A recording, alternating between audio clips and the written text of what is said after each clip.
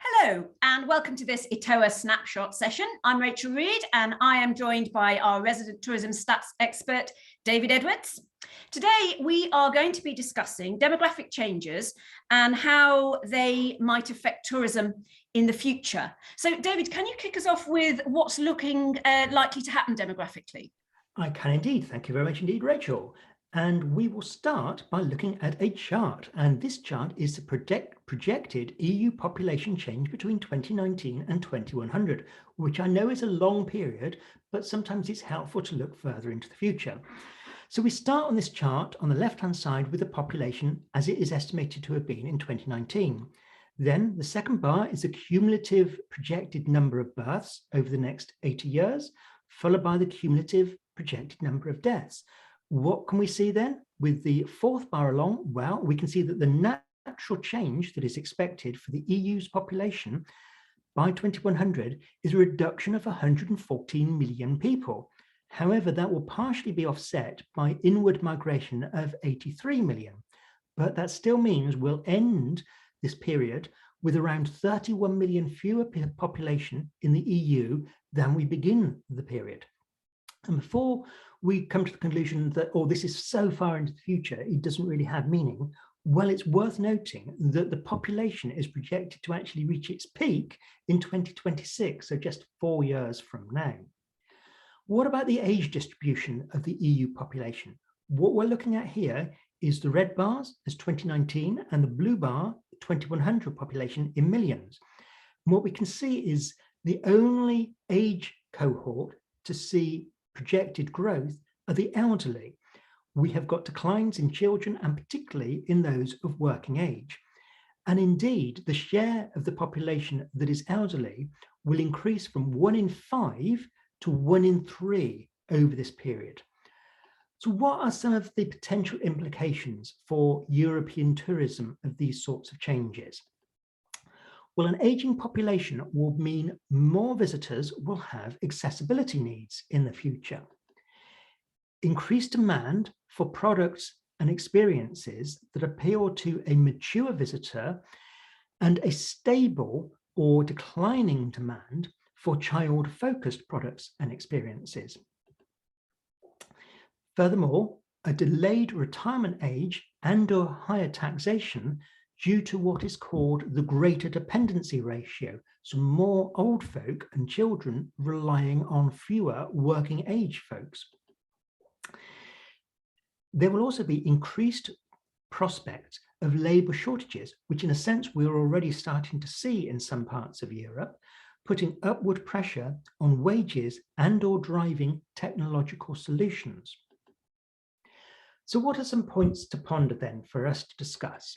First one is the natural tendency to focus on today's challenges distracting destinations and indeed governments from preparing for the demographic change of tomorrow?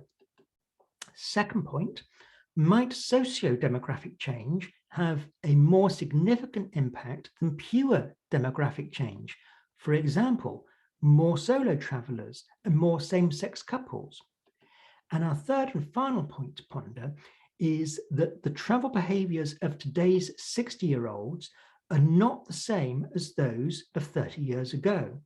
So it is rather risky to assume that the 60-year-old of 2052 will be remotely similar to those of today. So some things there for us to chat about, Rachel. Yeah, absolutely, David. And picking up on that last point there about sort of the way that people behave changing over time. I mean, one thing that I'm wondering about as we get up to 2052 and beyond is if people have got less disposable income because the taxes have gone up to support an aging population and people have got to pay into pensions for longer and support themselves for longer after their working lives. I do wonder whether this might reduce spend on travel product. Indeed, I think that is a very good working hypothesis. So we may well see that the early retired, or the young retirees, let's call them, so people in their 60s and early 70s of the quarter century just gone, may have had a far higher amount of disposable income than will their counterparts 25 or 30 years from now. Because on the one hand, it's likely that they will be having to work much deeper into their 60s. And I know that will vary country to country, but on average, we might expect the retirement age to increase. And they might also have less disposable income, and because they've seen less generous pensions, and therefore are less able to take what we might call grand trips. So they're less able to travel perhaps for 3 months at a time. Perhaps their holiday habits will continue to be those that they've adopted during their working lives, of taking perhaps, yes, a week or two away and a few short breaks, but not perhaps doing that once in a lifetime trip, because they simply don't have the finance to be able to afford to do that. Yes, so we might see fewer, shorter, cheaper trips, perhaps, instead of the grand tour, as you mentioned. One thing I do wonder, actually, David, with regards to these demographic changes, is whether we might see more multi-generational travel. So grandparents, parents and children all going together. If there aren't as many children, it's easier to bring if you've only got 2 than if you've got 4. And I just wonder if we might see more of that as a product. I think you're right, and to an extent, I think it's already has been visible, certainly in pre-pandemic times, in some destinations, especially as those who are perhaps in their 60s and 70s, going back to that final point, they're much more active now than perhaps their counterparts of 30 years ago. So they're much more game for the idea of going on holiday with their grandchildren. So yes, that certainly is a product. And we often hear about how people in perhaps their 30s and 40s are financially squeezed. If their parents are willing and able to take their children away on holiday, then that can be financially beneficial to the working age folks who are in their 30s and 40s, because their children are getting a great holiday with their grandparents, and maybe the parents can do something on their own as well during that time. Yeah, absolutely.